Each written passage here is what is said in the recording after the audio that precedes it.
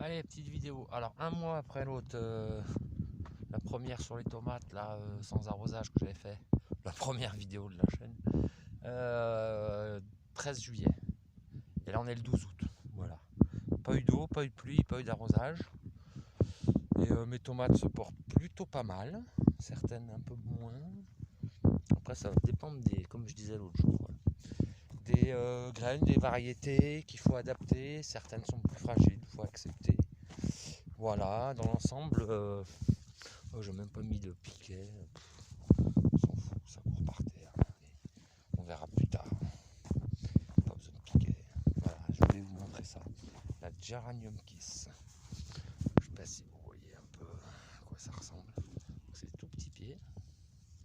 Je vous avez montré ça l'autre jour. Et là, il y a eu la grosse montée de fleurs. Ouais, je sais pas si vous voyez, on voit que des fleurs. Et c'est impressionnant. La quantité de fleurs, on est sur 500-600 fleurs par pied. Là, il commence à monter un peu les fleurs. Et elles sont arrivées. Là, hop, petit bourdon. Le petit bourdon qui vient polliniser. Et voilà les tomates. Donc pour vous donner une idée, ça le peut le pied. Ça fait un bouquet de tomates. Et après, bah, c'est fini quoi. Quand ça a fait toutes les tomates, le pied, il grimpe pas quoi. Il grimpe pas et puis tu vois, ça tient comme ça. C'est cool ça. Hein, on va essayer d'adapter des graines parce que là, elles n'ont pas eu d'arrosage. Alors elles sont en super forme. Hein. Sans eau, moi j'hallucine sur cette variété. Et par contre, quand tu vois du gourmand là, c'est même pas du gourmand. Ouais, si, c'est même pas trop quoi. C'est même pas des gourmands en fait. Les gourmands, c'est des branches qui montent pour faire des bouquets de fleurs. Ouais, c'est impressionnant. Hein, la Géranium Kiss. Voilà. Pour ceux qui veulent s'y tenter. Voilà, là c'est les tomates jaunes. Alors là, c'est du sans piquet. Ce qui est bien, c'est que les gourmands, ils se repiquent. Ils re-racinent dans la terre. Donc c'est plutôt cool. Hein. En fait, les tomates se mettent bien en place, hein, toutes seules. Et la plante va courir à plat. Et puis les feuilles vont libérer les tomates pour qu'elles prennent le soleil, hein, en fait, tout simplement. Voilà, moi je touche pas à ça, je laisse faire.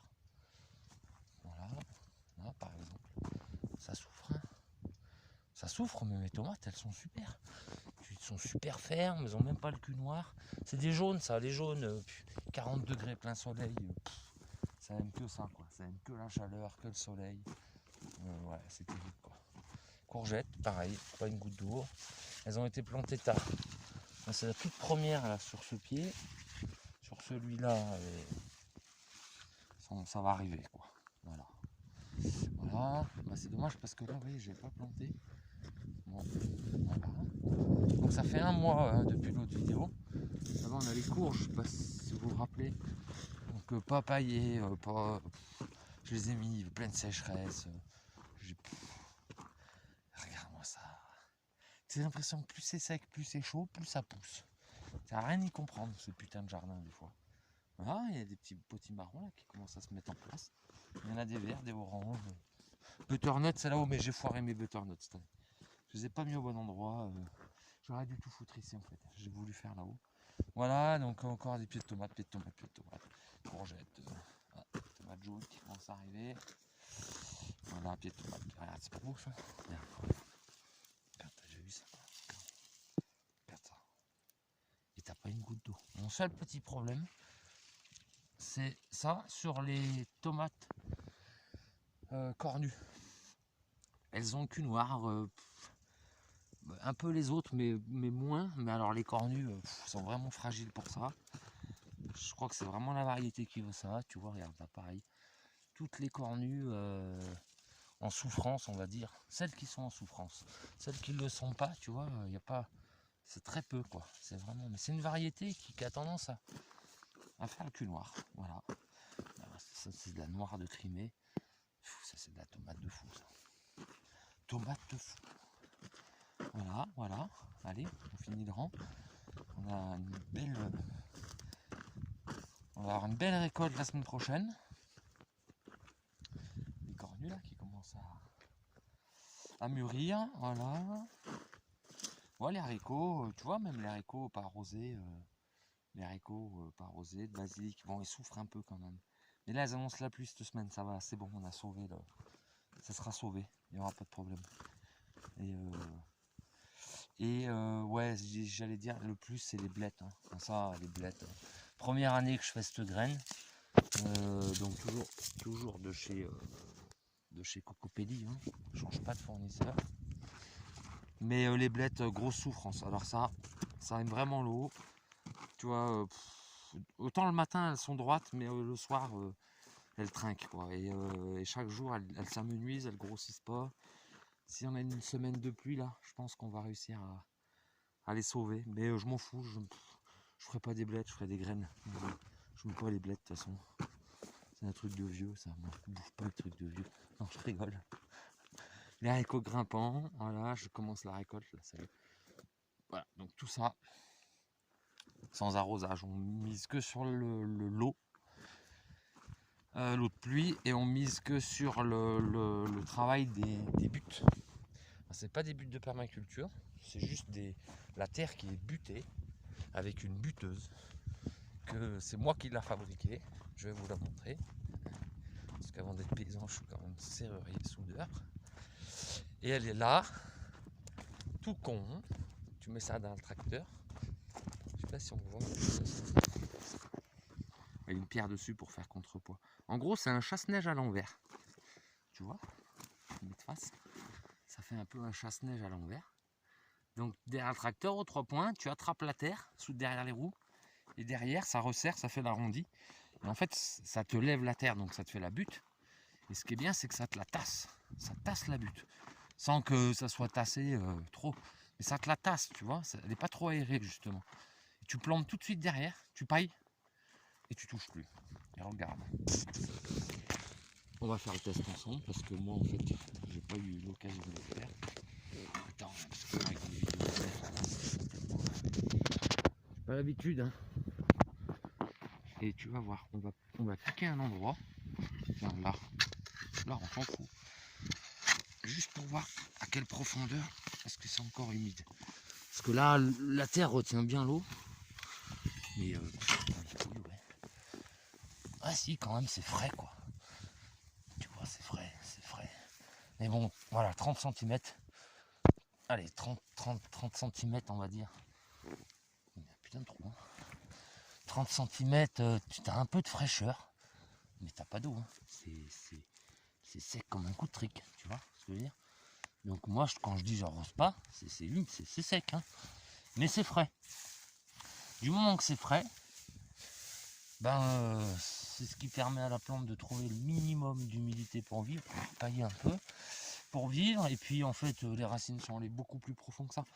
Les racines, elles descendent à 80 cm là, sur mes pieds de tomates. Voire même à 1 mètre, hein. On croirait pas, mais c'est impressionnant. C'est impressionnant la masse racinaire des légumes quand on les laisse se développer. J'ai des salades l'autre jour, des racines j'ai pas pu les arracher tellement elles allaient profond. Donc c'est pour dire que tout est dans la racine, c'est pas forcément dans le... Alors oui, la terre, il faut une terre qui retienne l'eau, il faut une terre qui... Là on est sur des terrasses, hein. Et puis beaucoup d'arbres, hein, évidemment. Ça c'est mon chêne royal, à 500-600 ans. On est entouré de forêts, donc ça, c'est ce qui permet d'avoir un peu d'ombre. Ce qui permet aussi de drainer l'eau, c'est qu'on est sur des terrasses, donc on est en bas de pente. Et là, vous voyez, par exemple, sur le haut, jusqu'au sapin, là-haut, ça va tout être aménagé en jardin terrasse, en gardant les chênes, en gardant les fruitiers qui sont déjà ici, sauvages. Et dessous aussi, il y aura encore des terrasses sous les chênes, là-bas, qui vont 50 mètres plus loin que le chêne. Donc là, on est sur 1,5 hectare de maraîchage après. Et de céréales, et de maïs, blé, orge, tout plein de choses, voilà, pour l'autonomie de la ferme. Mais vraiment travailler sans arrosage, hein, ça c'est... Par exemple là, j'ai planté mes moutardes je sais plus c'était quand, autour du 14 juillet je crois, ou 12 juillet, 14, ouais je sais plus. Bah, elles sont bien montées en fleurs. Là, s'il y a une petite pluie cette semaine, je vais avoir une bonne mielée, elles vont bien monter. Faire des graines, bah j'espère, ça serait cool, avoir récupéré de la semence, mais j'y crois pas, ça va être trop tard. La facélie qui sort, elle, je pense pas qu'elle monte en fleurs, ça fera toujours de l'engrais vert. En tout cas, ouais, pleine sécheresse, 4e canicule, pas une goutte d'eau, et regarde la moutarde. C'est impressionnant. Et l'autre côté de mon champ, donc derrière les gourmands, c'est plutôt de la facélie. Et ouais, ce sera engrais vert, ça sera mielé pour les abeilles. Une bonne pluie et c'est bon, ça va mieler quelques jours. Tu vois, mais il y a même la facélie, elle commence à fleurir. La facélie, ça y est, elle commence à monter en fleurs. Tu vois, rien. Donc ça, ouais, il y en a quelques-unes là, ça y est, c'est bon. Ça, une semaine de pluie, fin août, c'est un champ de fleurs de facélie. Et là, les abeilles vont vraiment kiffer. Elles en ont vraiment besoin. Je suis en train de leur donner du sirop, quoi. C'est catastrophique. Catastrophique. Même tous mes champs en fleurs là-haut, ils sont tous... c'est sec, sec. Pas une moutarde qui est montée au printemps. La merde, quoi. Ouais, sans arrosage, de toute façon, faut accepter. Hein.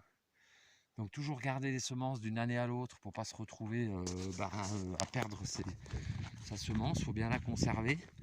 Des fois, ben là, je me suis fait un peu avoir moi sur mes haricots. J'en ai planté beaucoup cette année, et j'ai plus de graines. Donc il va falloir que je garde là cette année des haricots. En plus de ça, les chevreuils m'en ont bouffé la moitié. Donc comment dire, pas beaucoup de haricots. Si quand même il y en a. Pas beaucoup de haricots. Et fin de saison, je vais laisser faire de la graine. Je veux faire de la graine. Voilà. Allez.